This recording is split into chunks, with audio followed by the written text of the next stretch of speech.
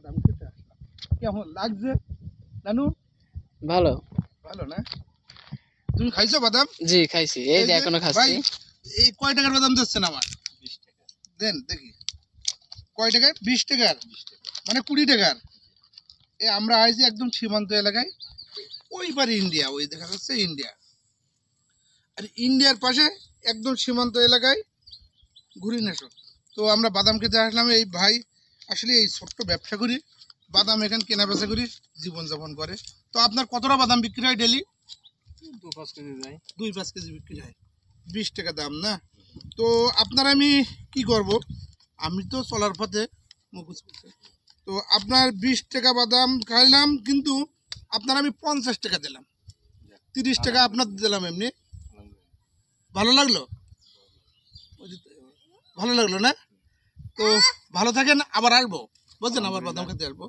তো আসলে আসলে আমরা চলার পথে আসলাম, যতদূর পারিছি।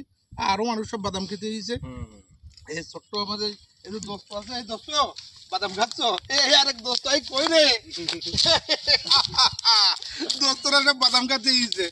তো আমরা আসলে বাদাম খাওয়া উদ্দেশ্য না, আসছিলাম বেড়াতে, কিন্তু বাদাম এখন খেয়েই বসে থাকছি। দোস্ত নেও বাদাম, নাও, এই তো বাদাম নাও।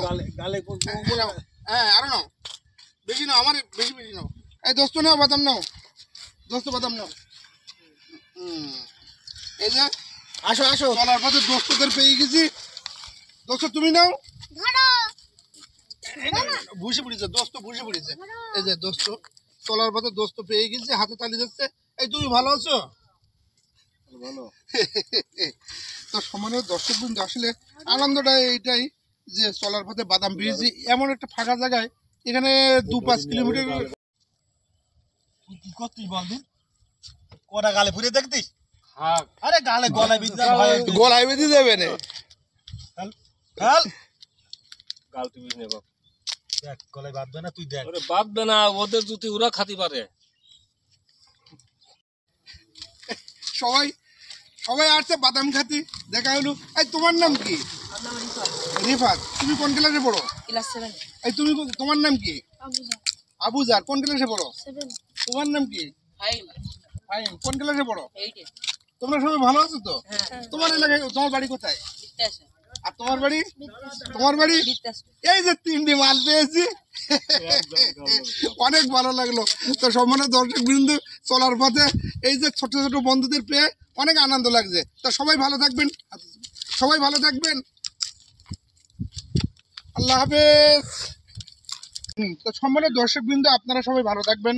আমরা মোটামুটি এই ছোট্ট ভিডিওটা দেখে দিলাম। অনেক দূর, 2-5 কিলোমিটারের মধ্যে কোনো দোকান নেই, চলার পথে একটা দোকান পেয়েছি। তো আমি যতটুকু পারলাম ওনার সহযোগিতা করলাম। এখানে সব বিনোদনের জন্য বেড়াতে আসে, যেহেতু ওপাশে ইন্ডিয়া, এপাশে বাংলাদেশ, নবাব সিলিন্ডারের মাঝখানে এই দোকানটা। তো ভাইজান ভালো থাকেন, আবার দেখা হবে, আল্লাহ হাফেজ। তো সবাই ভালো থাকেন, আগামীতে আবার কোথাও দেখা হবে। ততক্ষণ আপনাদের মঙ্গল কামনা করি, আল্লাহ হাফেজ।